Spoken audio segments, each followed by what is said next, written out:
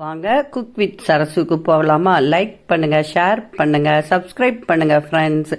இன்னைக்கு சத்தான காலையில் எந்திரிச்சு பசங்களுக்கு கொடுக்குற ஒரு குளிர்பானம்னு சொல்லலாம். ஐஸ் போட்டும் குடிக்கலாம், ஐஸ் போடாமையும் குடிக்கலாம். ரொம்ப சத்துக்கள் இருக்குங்க. இது டெய்லி கொடுத்தீங்கன்னா எல்லா சத்துக்களும் கிடைக்கின்றது குழந்தைகளுக்கு. பாப்போமா எப்படி செய்யலான்னு? வாங்க வீடியோக்குள்ள பார்க்கலாம். ஒரு கிண்ணத்துல தண்ணி எடுத்து வச்சுக்கணுங்க. ஒரு டம்ளர் தண்ணி எடுத்து வச்சுட்டு, பச்சை தண்ணி தான் இதில் நான் ஒரு ஆளுக்கு 4 பாதாம் பருப்புனா 2 டம்ளர் செய்கிறதுக்கு செஞ்சுருக்கேன்.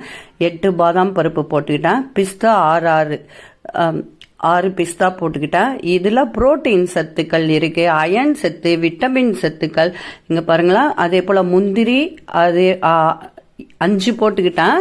முழு முந்திரி. இது அக்ரூட் பழம், அக்ரூட் காய் அப்படின்னு சொல்லுவாங்க, இல்லைன்னா வால்நட் அப்படின்னு சொல்லுவாங்க.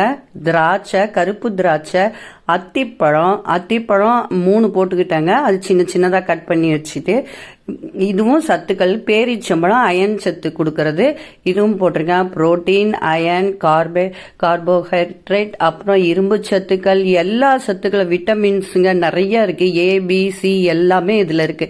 இது ஒரு நாள் நைட்டு ஊற வைக்கணுங்க. 12 மணி நேரம் ஊற வச்சு, நைட்டு ஒரு 10 மணிக்கு ஊற வச்சுட்டு காலையில் 6 மணிக்கு. இதில் மலாட்டை பருப்பும் நான் ஒரு 4 போட்டுக்கிட்டாங்க. அதாவது இதுவும் ஒரு 10 போட்டுக்கிட்டேன்.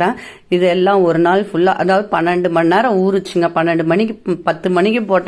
காலையில் 6 மணிக்கு காலையில் எந்திரிச்சவனவே கொடுக்கறதுக்கு செஞ்சேன். மிக்சியில் அரைச்சிக்கணுங்க. இதுக்கப்புறம் ஒரு சின்ன டிப்ஸுங்க, பாதாம் பிசுன்னு அதுவும் ஊற வச்சுக்கணுங்க. அது ஒரு 2 மணி நேரம் 3 மணி நேரம் ஊறினாவே போதும். தண்ணி போட்டு பாதாம் பிசுன்னு அந்த டம்ளருக்கு அடியில் போட்டுக்கணும். இது நான் 2 டம்ளருக்கு செஞ்சேன். இப்போ 1 தான் காமிச்சிருக்கேன் பாருங்க. பாதாம் பிசின் 2 ஸ்பூன் போட்டுக்கணும். அப்புறம் இது வந்து திருநூற்று பச்சைலை அப்படின்னு சொல்லுவாங்க. அதையும் அந்த விதைகளையும் சப்ஜா விதைகள்பாங்க. அந்த சப்ஜா விதைகளும் அதையும் ஊற வச்சுட்டு ஒரு நாள் ஃபுல்லாக ஊற வச்சு, அதுவும் ஒரு நைட்டு ஊற வச்சுக்கணுங்க. அதையும் ஒரு 2 ஸ்பூன் போட்டுட்டு, அந்த சப்ஜா விதைகள் போட்டிங்கன்னா குளிர்ச்சிங்க. அதுவும் சத்துக்கள் நிறைய இருக்குது. குழந்தைங்களுக்கெல்லாம் சீக்கிரம் ஜீரண சத்தும் கிடைக்கும்.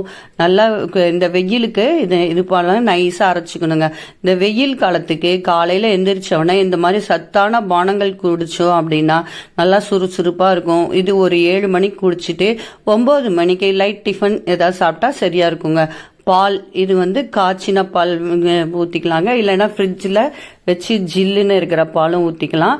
நாங்கள் இது காய்ச்சி வச்ச பால் தான், ஆற வச்சது தான். நான் அதாவது சூடாக ஊற்றலை, ஃப்ரிட்ஜில் வைக்கல இந்த பால். இதில் அரைக்கிறதுக்கு கொஞ்சம் பானை தண்ணியும் விட்டுக்கிட்டாங்க. அப்போ தான் நல்லா நைஸாக அரைப்படுன்னு சொல்லிட்டு திருப்பியும் அந்த சப்ஜா விதைகள் 2 ஸ்பூன் போட்டுக்கினேன்.